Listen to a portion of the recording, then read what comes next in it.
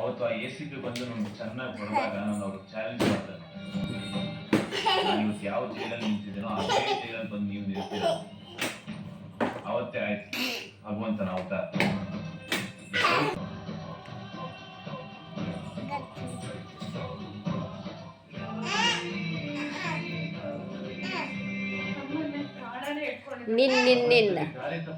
ನಿನ್ನ ಮಾಡ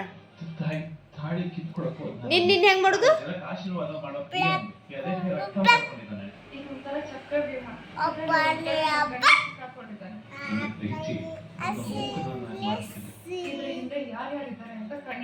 ಈಗ ಹೊರಗಡೆ ಏನಾಗ್ತಾ ಇದೆ ಅಂತ